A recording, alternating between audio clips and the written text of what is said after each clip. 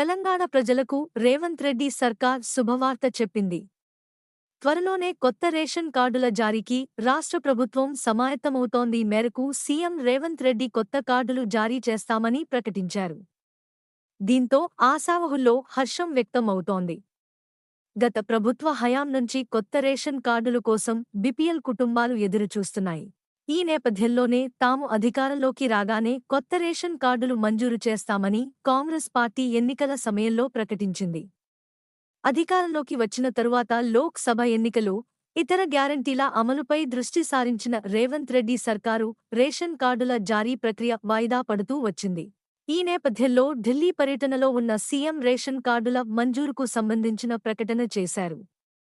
ఈ ప్రకటనతో ఆశావహుల్లో ఆనందం వ్యక్తం అవుతోంది.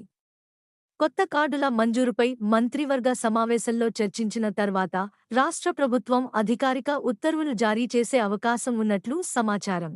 రాష్ట్ర వ్యాప్తంగా ప్రస్తుతం 90 లక్షల రేషన్ కార్డులు ఉన్నాయి. వీటిలో 55 లక్షల కార్డులు కేంద్ర ప్రభుత్వం జారీ చేసినవి కాగా, రాష్ట్ర ప్రభుత్వం 35 లక్షల కార్డులను జారీ చేసింది.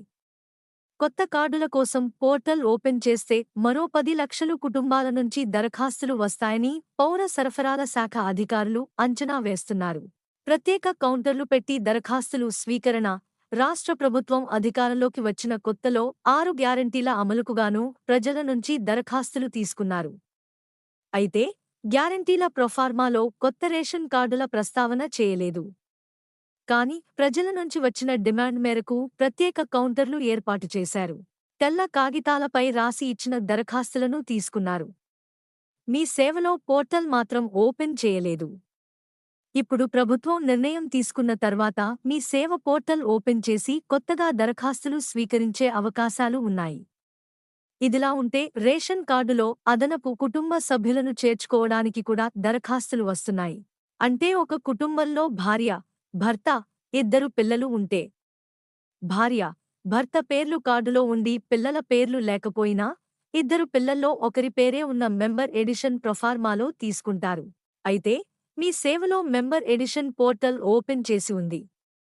ఈ పోర్టల్లో ఇప్పటివరకు 11 లక్షల దరఖాస్తులు వచ్చాయి.